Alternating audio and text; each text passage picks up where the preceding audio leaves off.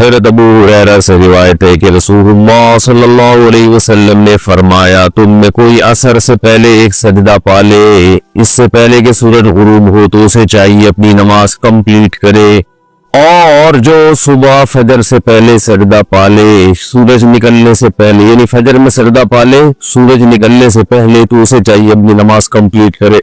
اب یہ جو حدیث ہے نا اس میں تو صاف طور پہ بتایا ہے کہ ایک رکعت، کیونکہ سجدہ سے رکعت کمپلیٹ ہوتی ہے نا، تو وہ جو پہلے والی حدیث تھی نا من ادرک رکعتا قبل طلوع الشمس فقد ادرک الفجر، جس نے رکعت پالی سورج طلوع ہونے سے پہلے تو اس نے فجر کی نماز پالی۔ ادھر توجہ، اس میں میں نے بتایا تھا امام طحاوی رحمہ اللہ تعالیٰ اس کا کیا مفہوم بیان کرتے کہ جو نابالغ بالغ ہو گیا، جو غیر مسلم مسلمان ہو گیا، جو حائضہ عورت پاک ہو گئی، اتنی دیر میں جتنی دیر میں وہ نماز کی نیت باندھ سکتی تھی تو اس نے نماز کا ٹائم پا لیا۔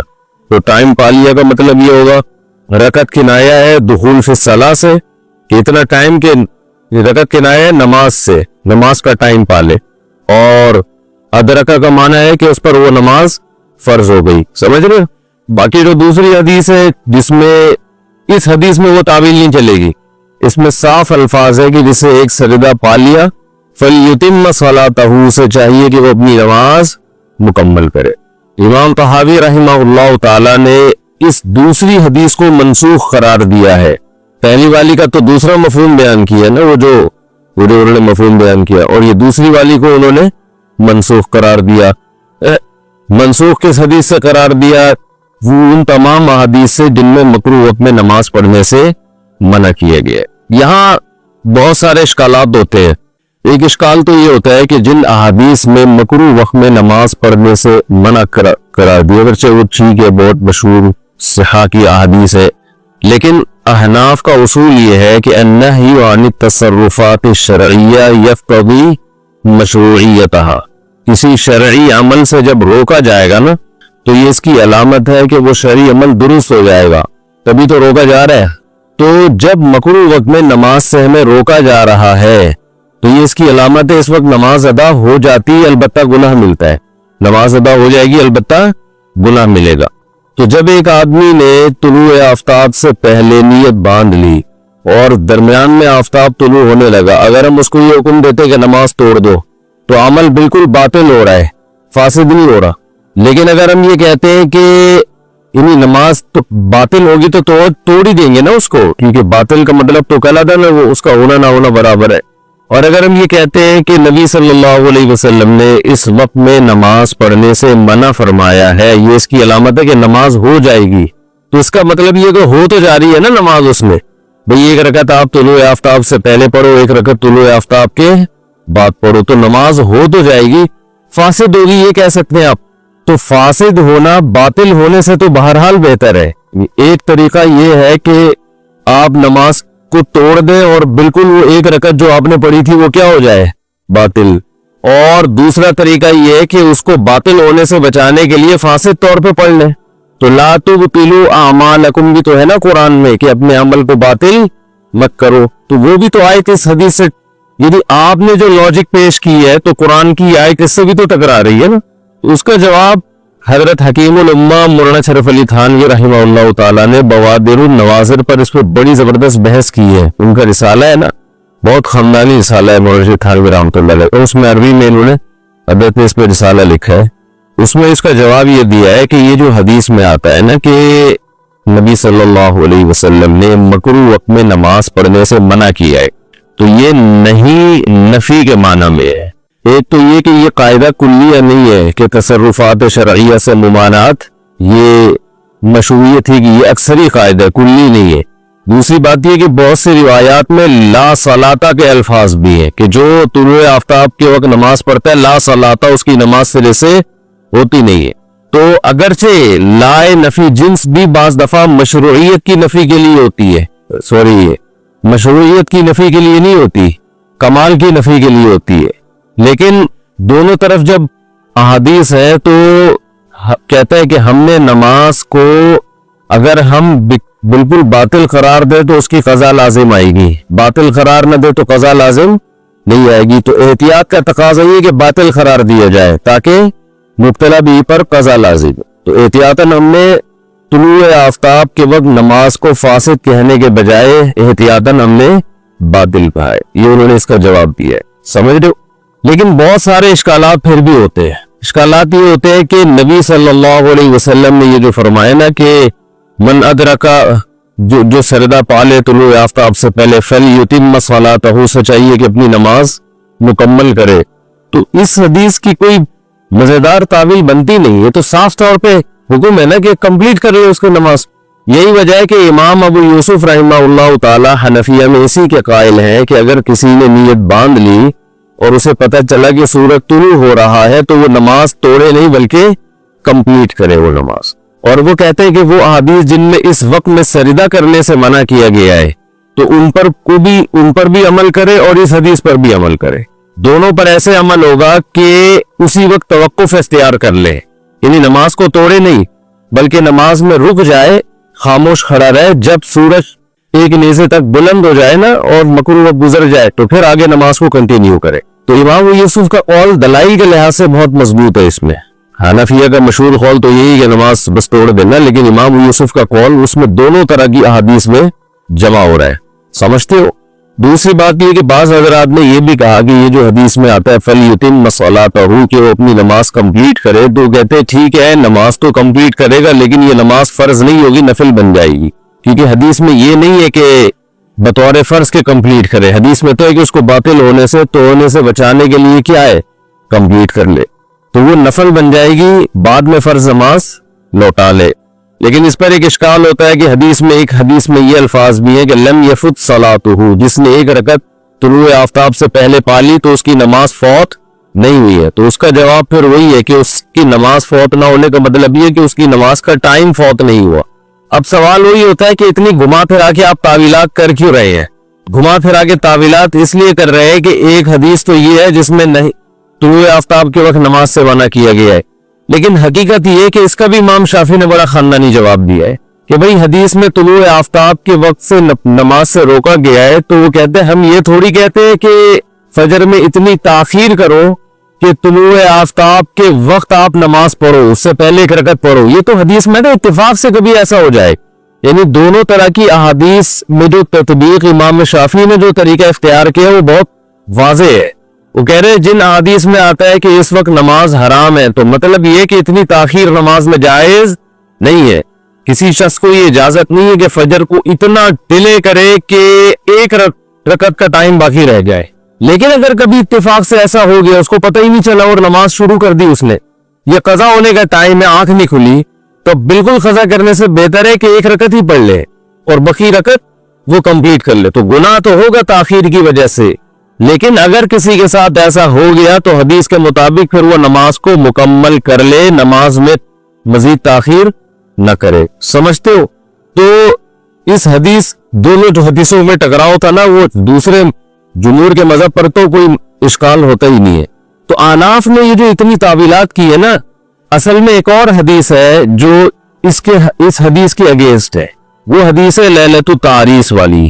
نبی صلی اللہ علیہ وسلم نے، بخاری مسلم کی حدیث ہے، رات کو آپ صلی اللہ علیہ وسلم نے آرام کیا، پڑاؤ ڈالا تو حضرت بلال رضی اللہ تعالیٰ عنہ کو حکم دیا اذان کہیں، کسی کی بھی آنکھ نہیں کھلی. تو سورج کی جب کرن چہرے پر لگی ہے تو آنکھ کھلی، تو آپ صلی اللہ علیہ وسلم نے اس وقت فجر نہیں پڑھی. بلکہ حدیث الفاظ ہے حتیٰ اذا ارتفعت الشمس. عبداللہ بن عباس فرماتے ہیں کہ جب سورج بلند ہو گیا، جو مکروہ وقت ہے نا وہ گزر گیا، تو اس وقت نبی صلی اللہ علیہ وسلم نے نماز پڑھی. اس پر اشکال یہ ہوتا ہے کہ وہ تو حدیث میں آتا ہے کہ یہاں چونکہ شیطان کے اثرات ہیں، نماز شیطان کی وجہ سے قضا ہوئی ہے نا، تو اس لیے آپ صلی اللہ علیہ وسلم نے اس جگہ سے کوچ فرمایا. اس کا جواب یہ ہے کہ دونوں طریق حدیثیں، شیطان کے اثرات ہونے سے تو معمولی سا کوچ کرنا بھی کافی تھا، لیکن حدیث میں الفاظ کے ارتفاعت الشمس، سورج کے بلند ہونے کا آپ صلی اللہ علیہ وسلم نے انتظار کیا. ورنہ شیطان تو نبی صلی اللہ علیہ وسلم کے ساتھ نماز میں اور بھی موقع پر حاضر ہوئے، مگر اس میں آپ صلی اللہ علیہ وسلم نے نماز کو موقوف نہیں کیا. مشہور حدیث ہے کہ آپ نے فرمایا شیطان نماز میں میرے پاس آیا، میں اگر چاہتا تو اس کو باندھ دیتا رسیوں سے اور بچے پھر اس کے ساتھ کھیلتے، لیکن مجھے سلیمان علیہ السلام کا عہد یاد آیا کہ جنات اللہ نے کس کے قابو میں دیے تھے؟ سلیمان علیہ السلام کے قابو، اس لیے میں نے اس کو قید نہیں کیا. تو وہاں واضح بات یہ ہے کہ نبی صلی اللہ علیہ وسلم نے فجر کی نماز نہیں پڑھی کیونکہ وہ مکروہ وقت تھا۔ آپ یہ کہہ سکتے ہیں کہ نماز جب قضا ہو گئی تو پھر احتیاط اسی میں کہ مکروہ وقت میں نہ پڑھی جائے، سمجھ رہے ہو؟ آپ یہ کہہ سکتے ہیں نا کہ جب نماز قضا ہی ہو گئی تو اب مکروہ وقت میں پڑھنا تو ٹھیک ہے، نہیں ہے، بات تو اس کی ہو رہی ہے کہ ابھی قضا ہوئی نہیں ہے، ایک رکعت آپ کو طلوع آفتاب سے پہلے مل گئی ہے۔ آپ لوگ کے نہ اشکال سمجھ میں آ رہا ہے نہ جواب سمجھ میں آ رہا ہے، بیٹھے میں ایسے جیسے پڑھ رہی علمی ذوق ہوتا ہے نا تو انسان کو پڑھنے کا مزہ بھی آتا ہے۔ جو تھکا ہوا گھنٹہ ہے ہمارا 7واں گھنٹہ، سب سے تھکا ہوا گھنٹہ یہی ہے نا، تھکے ہوئے ہوتے ہیں اس وقت، تو یہ پہلا گھنٹہ ہونا چاہیے۔ ہاں تو کیا کرے، اشکال جواب تو یہی تو ہے نا، یہی تو ہوتا ہے، اشکال ہے تو جواب ہے، اشکال ہے تو جواب ہے، تحقیقات تو اسی کو کہتے ہیں۔ اور میں تو بہت مختصر کر کے بتا رہا ہوں کیونکہ میں اگر پوری ڈیٹیل پورا تو 2 مہینے اسی میں لگ جائیں، تو میں تو خلاصے کے طور پر بیان کر رہا ہوں۔ آگے چلو، اس کا جواب یہ ہے کہ دوسری حدیث میں آتا ہے، صحیح حدیث ہے، من نسی عن صلاۃ او نام عنها فلیصلیھا اذا ذکرھا فإن ذلک وقتھا، اور ایک حدیث میں آتا ہے فإن ذلک کفارۃ لھا، کہ جو نماز بھول جائے یا سو جائے تو جب اس کی آنکھ کھلے گی یا جب اس کو یاد آئے گا تو اس وقت فوراً پڑھے، وہ یہی اس کا ٹائم ہے اور یہی اس کا کفارہ ہے کہ فوراً پڑھے۔ سمجھ میں آ رہی ہے بات؟ تو جمہور تو اسی کے قائل ہے کہ جیسے ہی آپ کی آنکھ کھولے تو وہی وقت ہے، اس وقت نماز پڑھنا فرض ہے آپ کے اوپر۔ احناف کہتے ہیں کہ شرعی ضرورت کی وجہ سے تو ڈیلے کیا جا سکتا ہے کیونکہ قضا ہو گئی ہے، جب شرعی ضرورت نہ ہو تو اس کو پڑھنا واجب ہے۔ یعنی تھوڑی سی احناف نے گنجائش دی کہ قضا تو چونکہ ہو ہی گئی ہے تو کوئی شرعی ضرورت ہو تو ٹھیک ہے، نہیں ہے تو بہرحال اس وقت قضا واجب ہے۔ اب سوال یہ پیدا ہوتا ہے کہ نبی صلی اللہ علیہ وسلم کی جب آنکھ کھلی تھی سورج کی کرن کے ساتھ تو حدیث کے مطابق وہی وقت تھا فجر کا، فإن ذلک وقتھا، وہی وقت تھا فجر کا، اس کے باوجود آپ صلی اللہ علیہ وسلم نے اس وقت میں نماز نہیں پڑھی ہے۔ تو یہ بہت مضبوط دلیل ہے کہ خود آپ نے ترغیب دی ہے کہ وہی وقت ہے اور وہی کفارہ ہے اس کا، اس کے باوجود آپ نے اس کو نماز کو ڈیلے کیا ہے، یہ بہت مضبوط دلیل ہے۔ تو اب خلاصہ کلام کا یہ ہے کہ مولانا اشرف علی تھانوی رحمۃ اللہ علیہ نے اس پہ بحث کی ہے نا مواد النواظر میں، بڑی جاندار ہے۔ انہوں نے لکھا ہے کہ حقیقت یہ ہے کہ یہ دونوں حدیثیں آپس میں ٹکرا رہی ہیں، دونوں حدیثیں آپس میں ٹکرا رہی۔ کون سی؟ فَلْيُتِمَّ صَلَاتَهُ، یہ جو آج ہم نے بخاری کی حدیث پڑھی، مشکات کی حدیث نمبر 602، کہ نبی صلی اللہ علیہ وسلم نے فرمایا جو سجدہ آپ طلوع آفتاب سے پہلے پا لے تو اسے چاہیے کہ نماز مکمل کرے۔ اس حدیث کا سیدھا سیدھا مطلب بغیر تعویل کے یہی ہے کہ وہ ایسا کر لے، ٹھیک ہے؟ اس کا مطلب کیا ہے؟ گوائے کرائنی بات کو وہ ایسا کر لے۔ دوسری حدیث جن میں مکروہ وقت میں نماز سے منع بھی کیا ہے، اور لیلۃ التعریس والی حدیث کہ اگرچہ وہ وقت تھا نماز کا، کیونکہ آنکھ بات میں کھلی نا، وہاں جان کے تاخیر تھوڑی ہے، وہ وقت تھا اور حدیث کے مطابق وہی ادا وقت ہے، اس کے باوجود اس وقت میں نہ پڑھنا، حالانکہ نبی کے حکم کے مطابق اس میں نماز پڑھنا واجب تھا، پھر بھی نہ پڑھنا، تو وہ حدیث بالکل اس حدیث سے ٹکرا رہی۔ تو اب یہاں پر احناف نے یہ کیا ہے، انہوں نے کہا دونوں حدیثیں ٹکرا رہی ہیں، تو جو حدیث قیاس کے موافق ہوگی جس وقت ہم اس کے معنی کو لیں گے۔ تو قیاس کو یہاں حدیث پہ نہیں ترجیح دی جا رہی، بلکہ قیاس بھی تو شرعی حجت ہے نا، تو جو قیاس جس وقت جس حدیث کے موافق ہو اس کو لے لیں گے اور دوسری کو چھوڑ دیں۔ تو انہوں نے کہا کہ فجر کی نماز میں جب ایک شخص طلوع آفتاب سے پہلے جب فاسد وقت نہیں ہے، بالکل صحیح وقت ہے، اس وقت نماز شروع کرتا ہے، تو طلوع آفتاب تک اگر اس کو گھسیٹتا ہے نماز کو، یعنی لمبا گھسیٹنا تو نہیں کہہ رہے، لمبا کرتا ہے نماز کو، تو نماز کے دوران فاسد وقت آ رہا ہے تو بنا اس کی صحیح تھی تو بنا الفاسد علی الصحیح ہو جائے گی، یعنی فاسد کی بنا ہو رہی ہے کس پر؟ صحیح پر ہو رہی ہے۔ تو یہ قیاس کے حساب سے یہ کیا ہے؟ نماز فاسد ہونی چاہیے کہ آپ نے جس کامل شروع کی ہے تو اس کو وہ دیکھو، یہ منت کی طرح ہوتی ہے نا نماز بھی، کہ منت بعض دفعہ زبانی ہوتی ہے، بعض دفعہ عملی ہوتی ہے۔ تو عملی طور پر جو آپ نے تکبیر تحریمہ کہہ کے اپنے اوپر جس نماز کو واجب کیا تھا اسی کو کمپلیٹ کرنا آپ پر لازم تھا، تو آپ نے صحیح وقت میں شروع کی تو فاسد وقت میں ختم کرنے سے کیا ہو رہا ہے؟ ایک رکعت فاسد ہو رہی ہے، ایک رکعت تو تحریمہ جو تھی نا، جو بنا تھی نماز کی وہ صحیح تھی، اور اس بنا پر آپ فاسد کی بنا کر رہے ہو۔ تو قیاس کے مطابق جب وجب کاملاً تو ادی کاملاً، جب کامل طور پہ واجب ہوئی ہے، جو چیز آپ پر جیسے واجب ہوتی ہے تو اسی طرح اس کی ادائیگی واجب ہوتی ہے۔ اور اثر میں جب آپ نے مکروہ وقت میں شروع کی تو اس کی بنا ہی فاسد تھی، تو فاسد کی بنا فاسد پر ٹھیک ہے۔ تو احناف نے یہاں کیا کیا ہے، احناف نے کہا کہ عصر کی نماز میں ہم اس حدیث پر عمل کریں گے، فَلْيُتِمَّ صَلَاتَهُ، کہ جو شخص جو ہے ایک رکعت غروب آفتاب سے پہلے پالے اسے چاہیے کہ اپنی نماز مکمل کرے۔ تو عصر میں ہم نے اس حدیث کو لیا اور فجر میں ہم نے وہ والی حدیث کو لیا۔ یہاں اہل حدیث حضرات یہ اعتراض کرتے ہیں کہ آپ لوگ قیاس کو لے رہے ہو، حدیثوں کو چھوڑ رہے ہو۔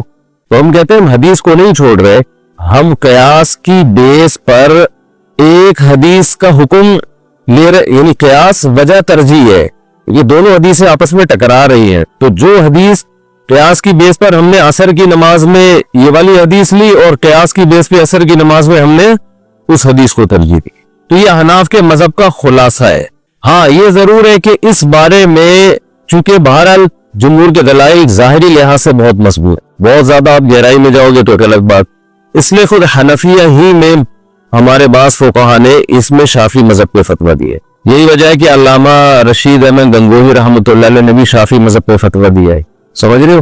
علامہ شبیر احمد عثمانی نے بھی شافعی مذہب پہ فتویٰ دیا ہے کہ اگر کوئی شخص ایک رکعت، یعنی اس پر تو سب کا اتفاق ہے کہ فجر میں اور عصر میں اتنی تاخیر جائز نہیں ہے، یہ تو امام شافعی بھی اس کے قائل ہے نا کہ آپ فجر اتنی دیر کر دیں کہ آپ طلوع آفتاب سے پہلے آپ نماز ہی کمپلیٹ نہیں کریں، لازم ہے آپ پر کہ آپ نے طلوع آفتاب سے پہلے سلام پھیرنا ہے۔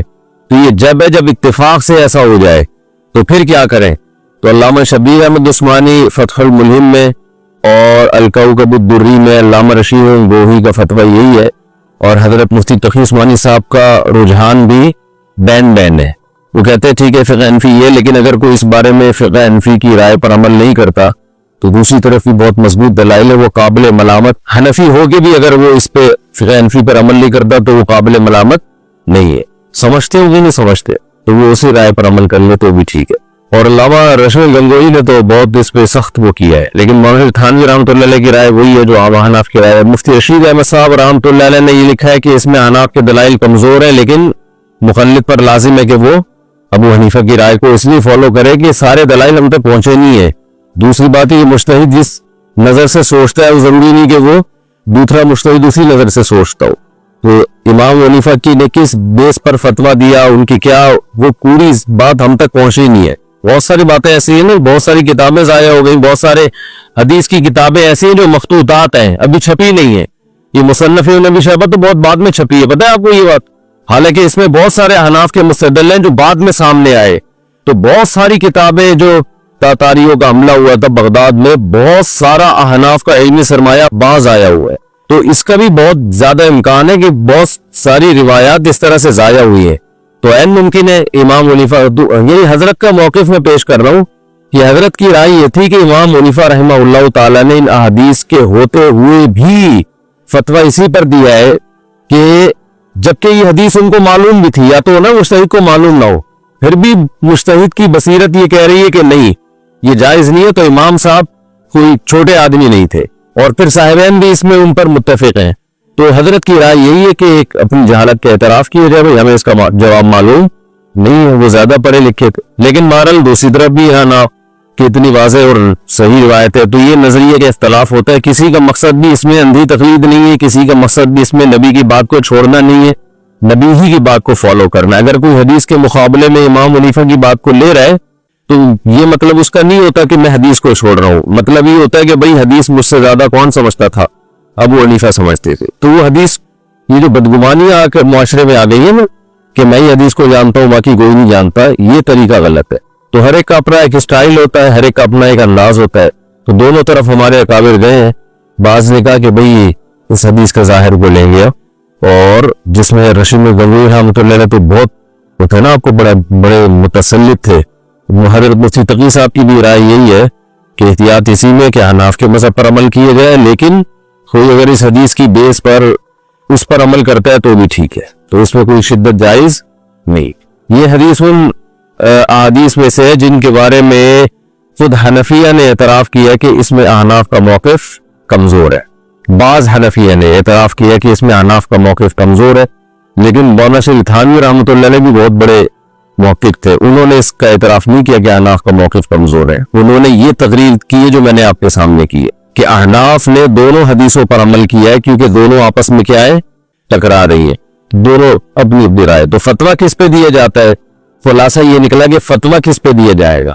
تو ہمارے ہی مدارس میں اکثر تو فتویٰ فقہ حنفی پہ ہی دے رہے, اور بعض جگہوں پہ اس کے اگینسٹ بھی فتویٰ دیا جاتا ہے. دارالعلوم کرنگی میں اس کی گنجائش دی ہے, دارالعلوم کرنگی کے فتوے میں, کہ کوئی اس پر بھی عمل کرے. ٹھیک ہے, جامع رشید سے بھی فتویٰ شائع ہوا, وہ 2 مفتیوں کے دستخط ہوئے تھے, باقیوں کا اتفاق ابھی نہیں ہوا, وہ چل رہا ہے. تو اس میں یہ ہے کہ اس پر عمل کرے. تو مطلب یہ کہ اس میں شدت جائز نہیں ہے, کوئی بھی کسی کی رائے کو فالو کرے. سمجھ میں آتی ہے؟ اچھا, دوسرا ان فروعی مسائل میں, اختلافی مسائل میں یہ جو بعض باطل لوگوں کا طریقہ ہے نا کہ نہیں جب تک مسئلہ حل نہیں ہوگا ہم آگے نہیں چلیں گے, تو مسئلہ قیامت تک حل نہیں ہوگا. سمجھ رہے ہو؟ جو مسئلہ بڑے بڑے علاموں سے حل نہیں ہوا وہ آپ سے کہاں حل ہوگا. تو اس میں یہی ہے کہ بھائی جس کو جو سمجھ میں آ رہا ہے کرے اور پتلی گلی سے نکلے. اور بھی ہمیں زمانے میں محبت کسی ہو. تو یہ اہل باطل کا, اس دور کے اہل باطل کا ہے کہ نہیں جی اس کو حل کرنا ہے. تو حل نہ رفع الیدین کا مسئلہ کیا حل ہوگا, یہ جتنے مجتہدین کے درمیان اختلافی مسائل ہیں یہ اس وقت حل نہیں ہوئے جبکہ اس وقت دلائل زیادہ تھے اور تفقع اور بصیرت بھی زیادہ تھی. تو آج کہاں سے حل ہوں گے؟ تو یہ کبھی بھی حل نہیں ہو سکتے. سمجھتے ہو؟ بس اس میں امت کو یہ سکھایا کہ اختلاف کا تحمل کرو, جو جس رائے پر عمل کر رہا ہے اس کو جانے دو اور آگے بڑھو, کوئی اور کام کرو. چلو جی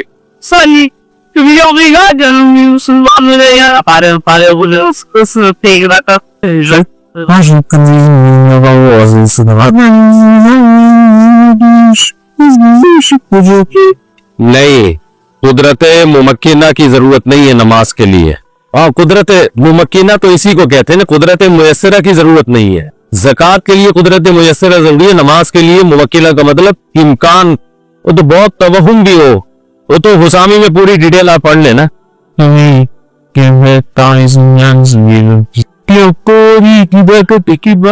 بس نماز کی ابتدا نہیں ہوئی لیکن واجب تو ہو گئی تھی نا. تو یہاں بھی تو واجب ہو گئی تھی نا اس پر, جب صحیح وقت ہے واجب ہو گئی تھی. تو جب واجب ہو گئی تھی تو اس کو مکروہ وقت میں کمپلیٹ کرنا اگر واجب ہوتا تو مکروہ وقت میں شروع کرنا بھی واجب ہوتا, کیونکہ نبی پر بھی نماز واجب ہو گئی تھی نبی کی حدیث کے مطابق. تو آپ نے مکروہ وقت میں کیوں شروع نہیں کی اس کو؟ سمجھ رہے ہیں؟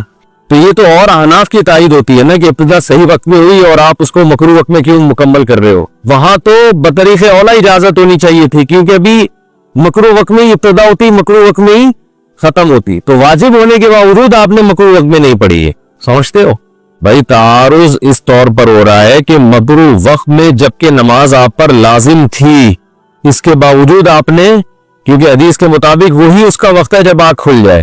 تو لیلت تعریس میں جب نبی کی آنکھ کھلی صلی اللہ علیہ وسلم تو وہ وقت تھا, وہ واجب وقت تھا.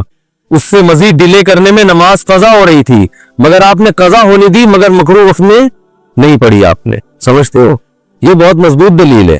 چلے, لیکن بہرحال دونوں طرف دلائل ہیں. چلو جی, یہ جو ہم پڑھتے ہیں نا حناف کی یہ دلیل ہے اور فلانے کی یہ دلیل ہے اور فلانے کی یہ ترجیح ہے, یہ صرف مجتہدین کی اس کے ایک لاجک بیان کرنے کے لیے کہ ان کی نظر میں کیا کیا دلائل تھے.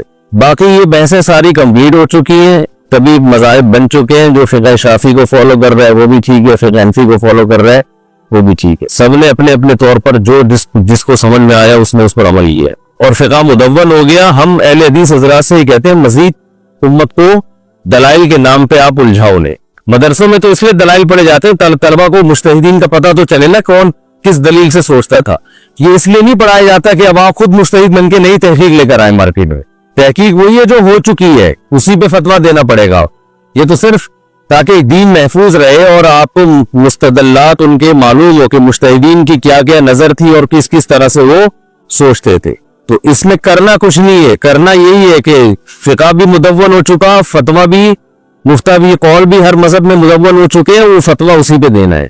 سمجھتے ہو؟ اب یہ نہیں کہ ان کی تحقیق تو ایک نیا فتویٰ نکال دیا, ان کی تحقیق تو نیا فتویٰ نکال دیا. ہاں, حناف میں محققین میں اختلاف ہو جائے یا شوافع کے ہی محققین میں آپس میں اختلاف ہو جائے تو پھر ان کے دونوں قول ہوتے ہیں. پھر وہ ایک مشہور بات ہے کہ احوط یہ ہے, ایسر یہ ہے. فقہ کی اصطلاح ہے نا, اس میں احتیاط ہے. اور یہ کیا ہے؟ آسان. احتیاط پر عمل کرنا ہے تو اس قول پہ کر لو, آسانی پر عمل کرنا ہے تو اس قول پہ عمل کر لو. چلیں جی,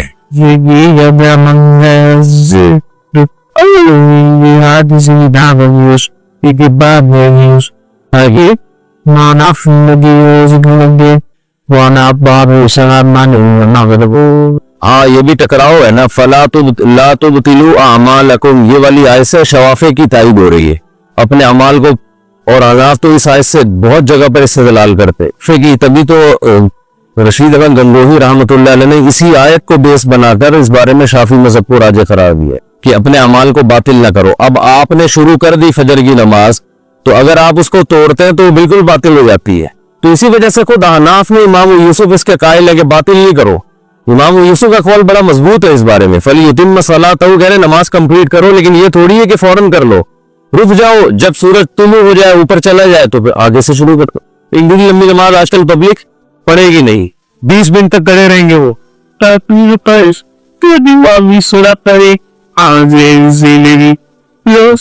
ہاں اقامت صلاۃ کا تو مطلب یہی ہے کہ کراہت والے وقت میں نہ ہو. دونوں طرف دلائل ہیں, چلے. لیکن سب سے سری دلیل جو ہے نا جمہور کی, وہ یہ بخاری کی حدیث ہے کہ جو ایک رکعت پالے طلوع آفتاب سے پہلے سجدہ پالے تو فَلْيُتِمَّ صَلَاتَهُ, کیونکہ صلاتہو میں وہ والی تعویل بھی کہ ہم اس کو نفل فرض کر لیں, تو صلاتہو کا معنی وہ والی نماز متبادر یہ کہ جو اسے شروع کیے, شروع فرض کیے, تو نوافل کیسے مان لو گے آپ اس سمجھتا نہیں ہے نا بات کو, جب نہیں پڑے گا رات کو تو کیسے سمجھو گا. چلے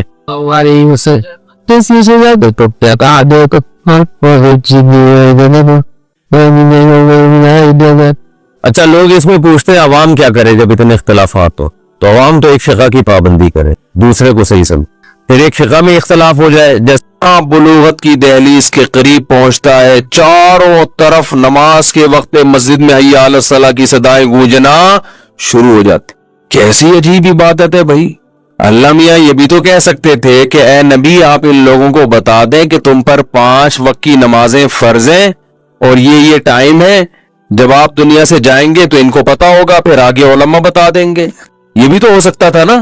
فجر کی اذان میں حی علی الصلاۃ حی علی الصلاۃ, اور کیسے الفاظ ہیں. 1400 سال گزر گئے, کسی مفتی نے فتویٰ دیا کہ اب چونکہ ہم سب عادی ہو گئے, ہمیں پتہ چل گیا ہے کہ اللہ کے کیا چاہ رہے, اب اذان بند کر دو. کوئی ایک فتویٰ دے سکتا ہے؟ یا کوئی اٹھ کے کہے کہ مؤذن سے جا کے گلا پکڑ لے, بے تو نے کل بھی بولا تھا حی علی الصلاۃ, پرسوں بھی بولا تھا حی علی الصلاۃ, بس سمجھ میں آ گیا ہمارے, اب ہم الارم لگا کے سو جائیں گے, جس نے آنا ہوگا آ جائے گا, نہیں آنا ہوگا نہیں آئے گا. مؤذن مان لے گا آپ کی بات؟ اس کو نکال دو گے دوسرا آ جائے گا, اس کو نکال دو گے تیسرا آ جائے گا. آپ عصر کے ٹائم پہ بولو گے بھائی ہمیں پتہ چل گیا حی علی الصلاۃ حی علی الفلاح, بس ٹھیک ہے نا, ہم باپ دادا سے سنتے آ رہے ہیں, ہمارے ابا بھی سنتے آ رہے ہیں, ہمیں پتہ چل گیا کہ بھی 5 بجے عصر کا ٹائم ہے, بس ختم, ٹھیک ہے ہم آ جائیں گے, اب تو گھڑیاں ہیں ویسے بھی. کوئی مفتی اس کو جائز کہے گا پوری دنیا میں کسی بھی مسلک کا ہو؟ بولے گا بھائی یہ تو اللہ نے مؤذن کے ذمے لگا دیا ہے, یہ تو لگا دیا ہے. اس سے جماعت کی اہمیت بھی پتہ چلتی ہے. آج یا تو نماز پڑھتے نہیں ہیں, پڑھتے ہیں تو ہر آدمی اخپل طریقے سے پڑھ رہے ہیں, گھروں میں پڑھ رہے ہیں. جی فجر میں تو اللہ نے الگ سے لفظ بڑھا دیا, الصلاۃ خیر من النوم, نماز نیند سے بہتر ہے. صدیوں سے یہ, اور اتنا سا جملہ کہلوانے کے لیے بھی تمہید کتنی لمبی ہے بھائی. اگر نماز ہی کی طرف بلانا تھا تو آپ کیا کہتے؟ مؤذن کو اللہ حکم دے دیتا بھائی چڑھ جائے مینار کے اوپر, زور سے بولے لوگوں نماز کی طرف آ جاؤ. اللہ نے کہا نا نا نا نا نا نا نا, اتنا کافی نہیں ہے, کیونکہ ان کو دکان میں پیسہ نظر آ رہا ہے, دکان پہنچے گئی ہے, وہاں کوئی اناؤنسمنٹ کی ضرورت نہیں, دفتر پہنچ جائے گا, پتہ ہے نہیں پہنچا تو باس نکال دے گا. جب اس کی شادی ہوگی رخصتی کے لیے پہنچ جائے گا, اس کے لیے اس کو سسرال کی طرف سے حی علی رخصتی حی علی سسرال کی ضرورت بولو نہیں, وہاں پہنچ جائے گا. ان چیزوں کے لیے موٹیویشن کی ضرورت نہیں ہے. اللہ کو پتا ہے کہ اس کے دماغ میں شیطان نے یہ بات ڈال دی ہے کہ یہ نیند قربان کر کے آئے گا تو نیند بھی قربان ہوگی اور پیسے بھی نہیں ملیں گے.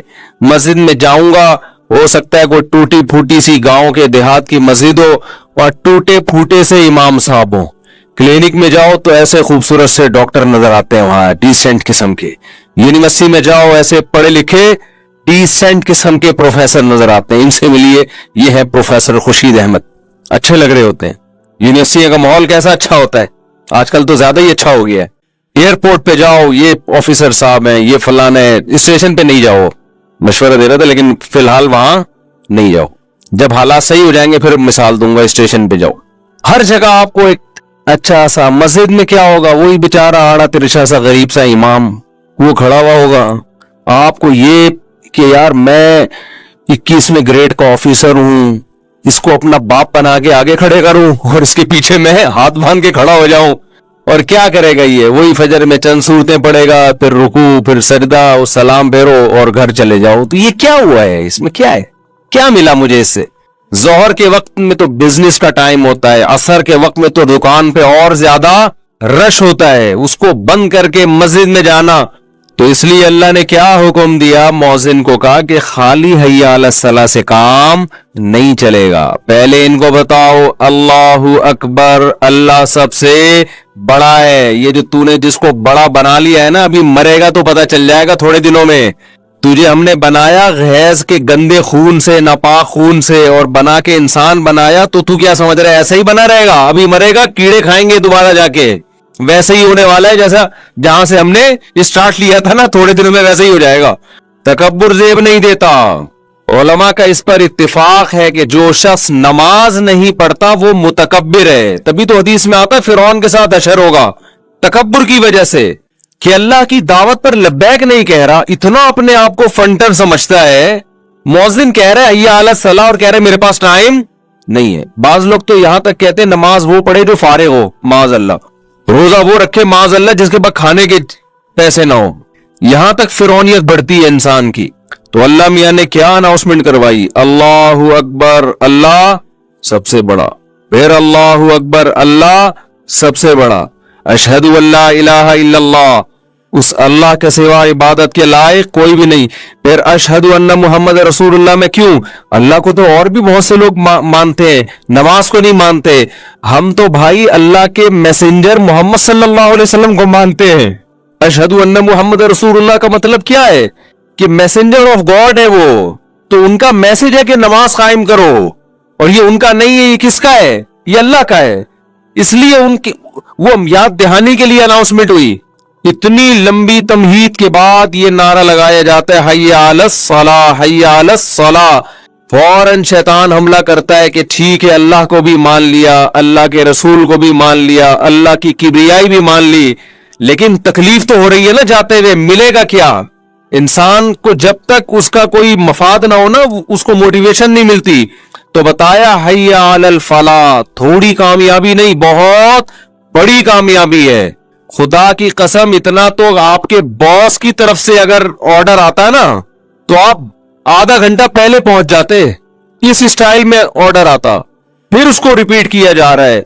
लेकिन मौजिन को हुक्म है कि अजानें फजाओं में गूंजती रहे, इनको जबरदस्ती उठाने की जरूरत नहीं है। ये पड़े हुए सोते रहे, सोने दो इनको। जो कारोबार में लगा हुआ है लगा रहने दो, जो यूनिवर्सिटियों में एजुकेशन में लगा हुआ है, पढ़ाई में, उसके नजर में पढ़ाई की वैल्यू है ना, कि एक्चुअली हमारे लेक्चर का नागा होगा अगर हम नमाज पढ़ेंगे, एक्चुअली कल पेपर की तैयारी भी कर, एक्चुअली बहुत है आजकल लोगों के पास।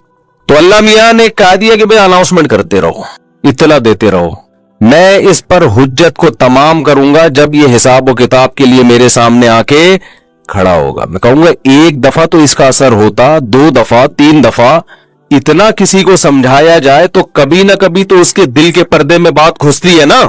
किसी को मैंने 50 साल दिए, किसी को 60 साल दिए समझने के लिए, तू क्या समझता था ये मौजिन बेवकूफ है जो 5 टाइम अजाने दे रहा है खड़े होकर? तू क्या समझता था ये ऐसा ही है?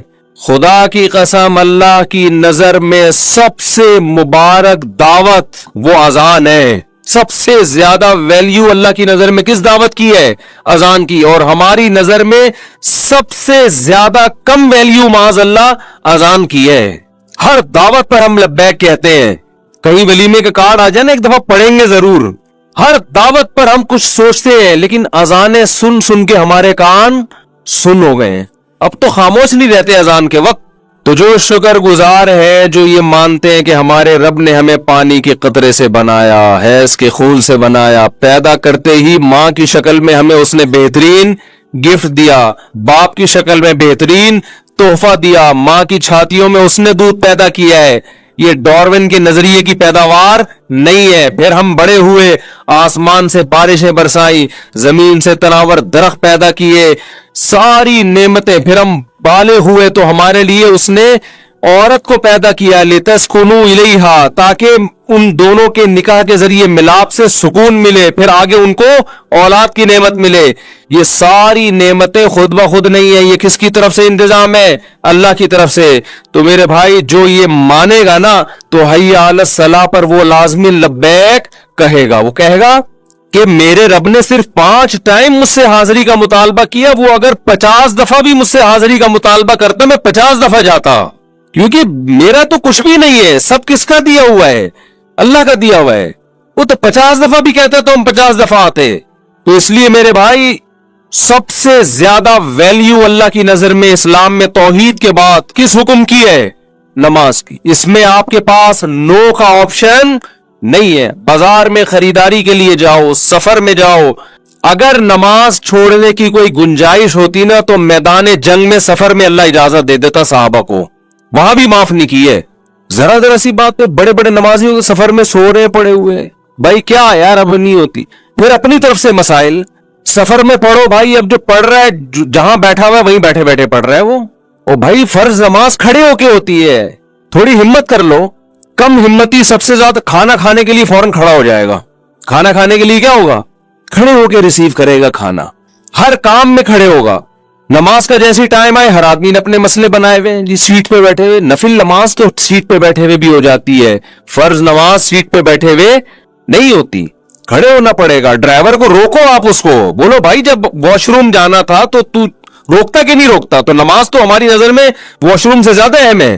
पूरी बस में एक बमुश्किल नमाजी होता है तो उसकी फिर कोई भी नहीं सुन रहा होता, देख रहे होते हैं सारे वहां फिल्म लगा के मस्त है। खुदा नहीं देख रहा कि यार तुम ये क्या नंगे नाच देख रहे हो तुम। अगर मैं चाहूं इस बस को खाई में गिरा दूं, मैं चाहूं इस बस का एक्सीडेंट, जब एक्सीडेंट होता है तो कैसे खून की नदियां बह रही होती हैं। तुमसे एक मुतालबा किया है कि भाई सफर हो या हजर हो, तुमने नमाज नहीं छोड़नी, तो ड्राइवर पे चढ़ जाओ जाके, बोलो भाई रोकेगा तू, हमने नमाज पढ़नी है। नहीं हो सकता ये। अपने मसले होते हैं तो फड्डा भी करना जानता है मुसलमान, बड़ा फड्डेबाज हो जाता है। नमाज का मसला होगा, नमाजी कहेंगे यार अल्लाह माफ करने वाला है। अल्लाह माफ करने वाला होता तो मुअज्जिन के जिम्मे लगाता कि 5 टाइम तो हय्या अलस सलाह की निदा लगा। अल्लाह कह देता है इनसे बोलो हय्या अलस सलाह, और फिर बोलो कि भाई आना है तो आ सकते हो, नहीं आना है तो मैं माफ करने वाला हूं। अल्लाह ने माफ नहीं करना था तभी तो कहा कि हुज्जत तमाम करो इनके ऊपर की, नहीं छोड़ूंगा मैं इनको। तो इसलिए भाई सफर हो या हजर हो, नमाज आपने पढ़नी है। हाँ, ड्राइवर पर आपने गुस्सा भी कर लिया, हर तरह से कोशिश कर ली, फिर भी नहीं मान रहा, फिर आप मजबूर हैं, फिर आप सीट पे बैठे बैठे पढ़ लें और एहतियातन उसको लौटा भी लें। अपनी कोशिश तो पूरी करें ना, इतनी कोशिश करें जितनी वॉशरूम जाने के लिए कोशिश करते हैं। तो हमारी खवातीन भी छोड़ देती है, शॉपिंग करने गई हैं तो नमाज छोड़ दी, कोई जगह ही नहीं मिली। क्यों जगह नहीं मिली भाई? जुइलत लियल अर्दु कुल्लुहा मस्जिदा, हदीस में आता है अल्लाह ने मेरे लिए पूरी रुए जमीन को सजदागाह बना दिया है। पूरी रुए जमीन, कहीं मौका मिले, हमने तो अल्लाह का शुक्र है सड़क पे खड़े होकर नमाज पढ़ी है।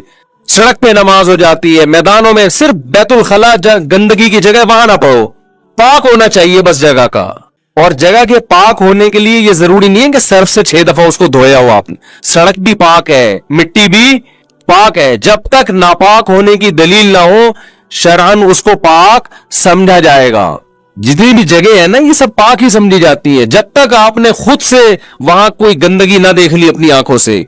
लोग वहमी बन रहे होते हैं कि पाक नहीं है, तो भाई पाक है सब जगह। मस्जिद से बाहर निकलो, सब पूरा सब कुछ पाक है, जब तक कोई आपको वाज़े तौर पर गंदगी नजर ना आ जाए। सहाबा कराम थोड़ी दरिया बिछा के नमाजें पढ़ा करते थे पहले, वो तो जहां जगह मिलती थी वो तो जूतों समेत नमाज पढ़ा करते थे।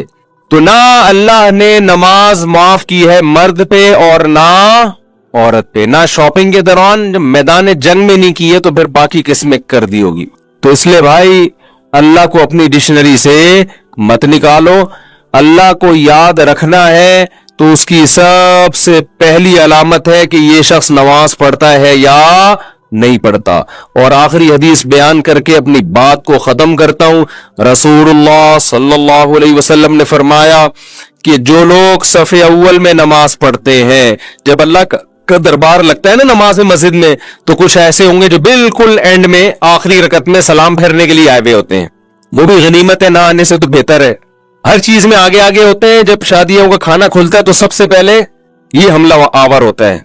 शादियों का खाना मुसलमान पाकिस्तानी कौम हर चीज में हमें मेजॉरिटी सुस्त नजर आती है, सिवाय चंद लोगों की।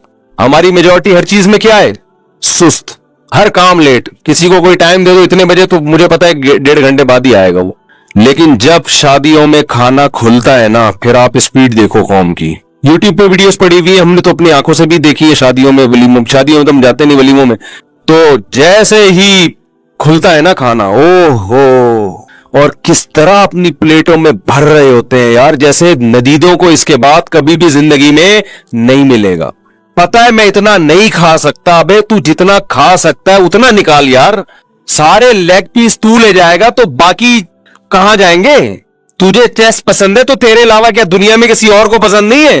कोई चेस्ट पे लपका है, कोई सारे लेग ना, कि कोई वसीम ना खा ले, यहां सतार ना खा ले।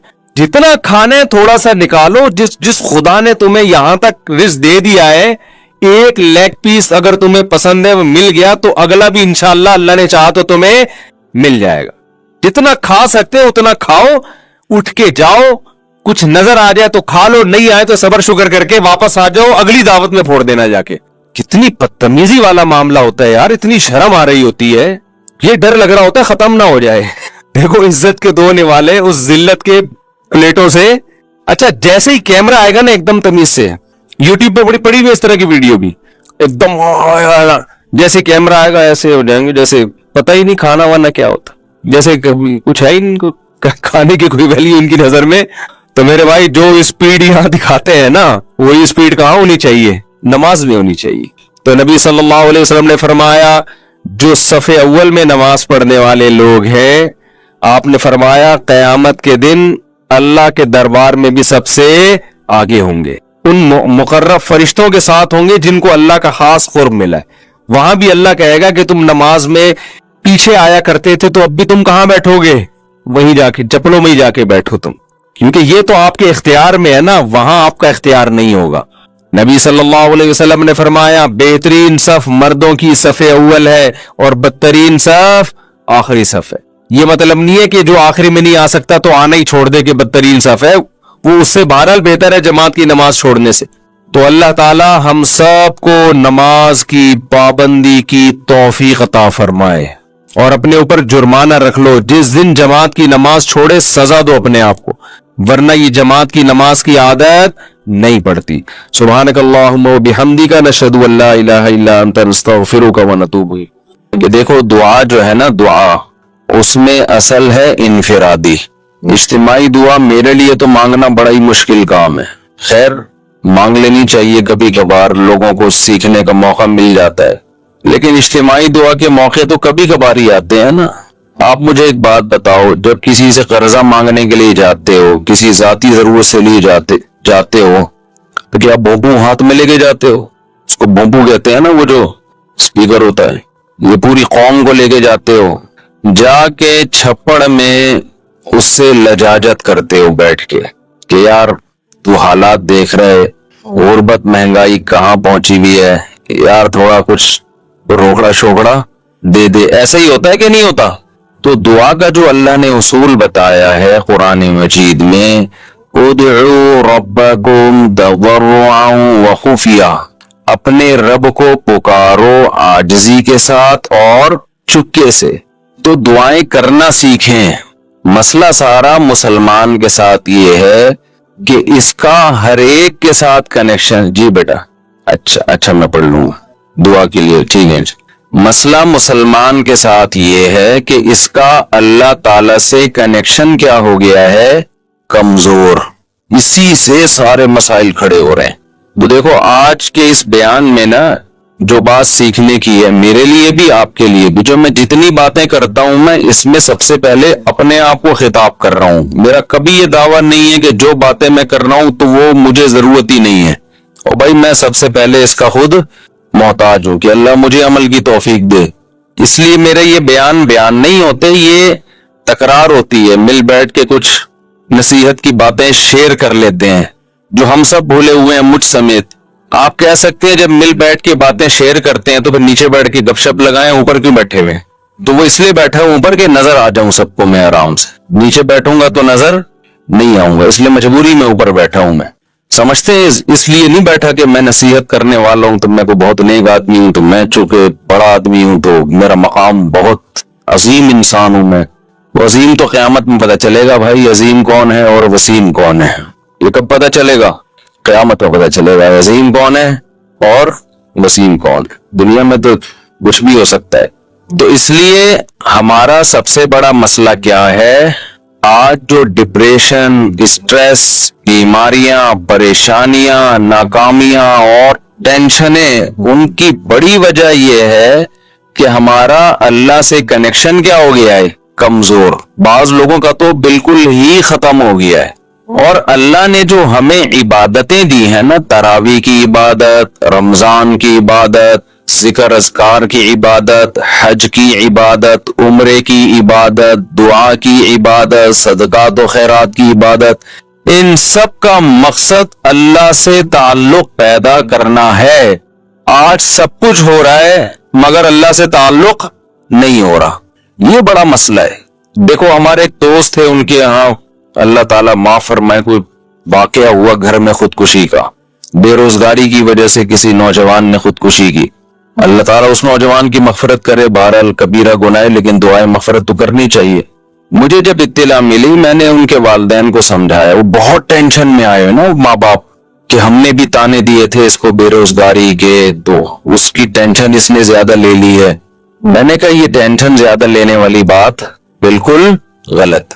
बात यह है कि हमने अपनी जरूरतों के दायरे बहुत ज्यादा वसी कर ली हैं, क्योंकि हमारा अल्लाह से कनेक्शन नहीं। अब चाहते हैं कि सबकी तोंदे फुल भरे, पेट भरे, घर बड़े बड़े हों, गाड़ियां सबके पास हों, बैंक बैलेंस सबके भरे हुए हों, बिल्कुल ऐश की जिंदगी हो, कोई टेंशन ना हो। अल्लाह तो है ही नहीं ना बीच में। अल्लाह बीच में है ही नहीं कि असल कामयाबी है कि खुदा खुश हो हमसे, वो तो है ही नहीं, वो तो मकसद ही नहीं है। तो जब दौलत को बाप बना के, शोहरत, इज्जत, ख्वाहिशात को बाप बनाओगे तो मेरे भाई खंभों से ही चिपकोगे। फिर जाके कोई खंबे से चिपकेगा, कोई जहर पिएगा, कोई नहीं भी पिएगा ना तो डिप्रेशन से मरेगा, वो ब्रेन हेमरेज से मरेगा डिप्रेशन में। सहाबा के पास जो है ना 24 घंटे में ऐसे हालात भी आए हैं कि 24 घंटे में एक खजूर है खाने के लिए। वो तो टेंशन और डिप्रेशन की गोलियां भी नहीं खा रहे थे उस वक्त। ऐसे हालात आए ना जंगों में कि 24 घंटे में क्या खाया। एक साहबी ने जब बताया ना कि हम 24 घंटे में पता नहीं 2-3 खजूरें खाते थे। लोगों ने कहा इसमें गुजारा कैसे होता था? उन्होंने कहा हम सोचते थे जब ये भी नहीं मिलती थी, जब एक खजूर मिलती थी, हम उन दिनों को याद करके 2 खजूरों पे खुश होते थे। लोगों ने कहा भाई जब एक खजूर मिलती थी उस पे कैसे टेंशन खत्म होती थी? उन्होंने कहा हम उस दिन को याद करते थे जब खजूरों की गुठलियां चूसा करते थे, खजूर भी खाने को नहीं मिलती थी। आज कबाब पराठे खा के खंबे पे लटकता है जाके, टेंशन से जो मरता है ना खुदकुशी करता है। पहले पेट भरेगा, खाएगा, नरम बिस्तर पे लेटेगा, रात उसने नरम बिस्तरों पे गुजारी होगी। मेरे भाई अल्लाह से ताल्लुक पैदा करना सिर्फ आखिरत के लिए जरूरी नहीं है, दुनिया के लिए पहले जरूरी है। दुनिया आपकी अच्छी नहीं हो सकती जब तक अल्लाह से ताल्लुक बहाल नहीं होता। हमने सूरह यूसुफ पूरी पढ़ ली। याकूब अलैहिस्सलाम की सारी जिंदगी टेंशनों में गुजरी है। उन टेंशनों में सारी जिंदगी क्या करते रहे हैं? सिर्फ दुआएं मांगते रहे हैं। हालांकि दुआएं बज़ाहिर कबूल होती हुई नजर बोलो नहीं आ रही, दुआएं कबूल ही नहीं हो रही हैं बज़ाहिर। ये कैसी कबूलियत है भाई दुआ की? जब अल्लाह ने एक खूबसूरत बेटा दिया, उसको ख्वाब आया, ख्वाब से लगा कि ये पैगंबर बनेगा, तो याकूब अलैहिस्सलाम ने उसी वक्त से दुआएं मांगना शुरू कर दी है, अल्लाह इसको जमीन का लोगों का इमाम बना। जो तूने नेमत की है ना मेरे दादा इब्राहिम पर, ऐ अल्लाह वो नेमत मुकम्मल कर मेरे बेटे यूसुफ के जरिए, इसको भी नबी बना। उस वक्त से दुआएं मांगी होंगी कि नहीं मांगी होंगी? नजर बस से बचने के लिए भी दुआएं मांगी होंगी। बहुत खूबसूरत बेटा था, ऐ अल्लाह इसे हासिदों के हसद से बचा, मांगी होंगी कि नहीं मांगी होंगी? भाई बोलो क्या हो गया? یہ دعا بھی مانگی، اے اللہ اسے حاسدوں کے حسد سے بچا، اتنا خوبصورت بیٹا ہے یہ.